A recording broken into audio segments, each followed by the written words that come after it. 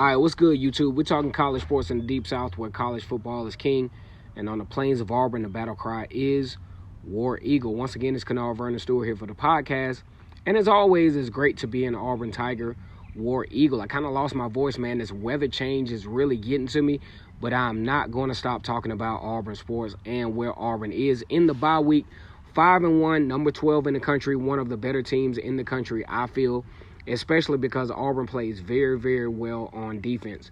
You're talking about a team that only allows 18 points per game, 3.3 yards per run. Even with the LaMichael Piron run, which kind of inflated those numbers for 88 yards, Auburn is positioned very well to be one of the teams that actually helps, position Auburn to possibly be a spoiler in the SEC West. Likewise with Florida, you got to keep your eyes on these guys. Mark Rogers TV asked me, "Hey, what do you feel about the Florida Gators? What are your concerns about the Florida Gators?" Well, my concern about the Florida Gators was that at 5-0, these guys weren't especially spectacular, especially on offense.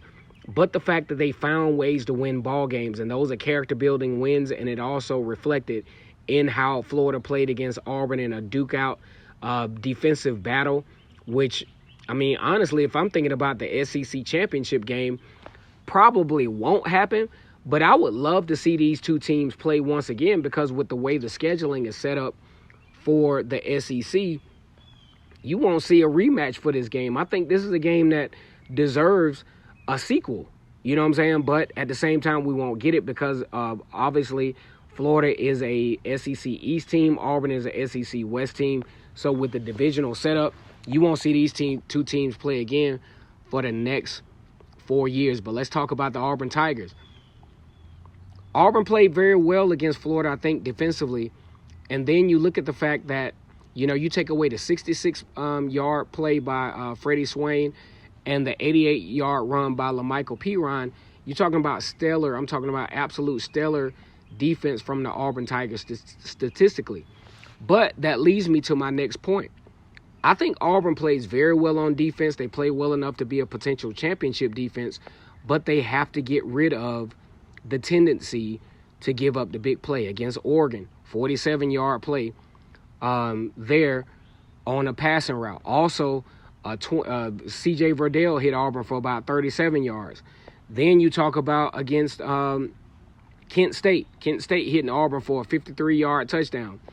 Against Texas A&M, a 47-yard play in the passing game.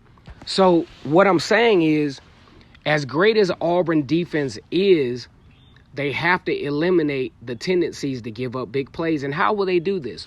One thing I really liked about the Kevin Steele defense against Florida is after the debacle with KJ Britt giving up the long pass to Freddie Swain, they got into a more of a zone route, a zone coverage, which made their defense a lot more sound. Because now the first series where Auburn went into the zone coverage, you could see Trask like, oh, man, because he went to his first progression and he thought it was going to be open. But what he didn't realize is that Kevin Steele had actually dropped back into a zone-type coverage, which in videos that I talked about before, I was like, hey, if Auburn is going to have a chance against Florida to contain this particular passing onslaught that's potential, they're going to have to drop back into a zone. And what do? They drop back into a zone. They did very well against the zone, in the zone, against Florida's passing game, and made this game a lot more interesting than it probably would have been if Kevin Steele tried to do his normal, man press coverage, leaving the cornerbacks vulnerable to the one-on-one, and then maybe at best getting a swipe or the tackle after the reception. Moving forward, you got Auburn taking on Arkansas in a couple of weeks. Now, don't be fooled, because I really think Auburn is going to be very successful in the Arkansas game. You're probably going to have a game where Bo Nix, hits Arkansas up for about 300 yards in a redemption-type game. But the real deal as to whether you're going to see if Bo Nix has really come along as an Auburn Tiger is going to be against LSU down in the Swamp number 2, the Swamp number 1, or however you're going to put it, Death Valley in Baton Rouge.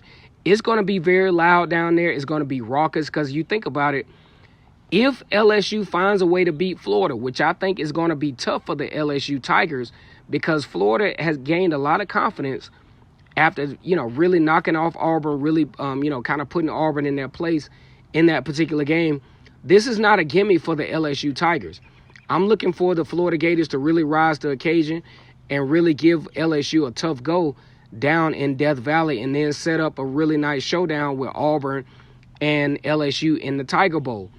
But we're really going to see how well Bo Nix has progressed moving forward in that particular LSU game. If he's going to hit the wide open guys, if Gus Malzahn is going to go a more intermediate style type, especially when you got guys like Anthony Schwartz and Seth Williams and Eli Stove and even Will Hastings, why not take advantage of that?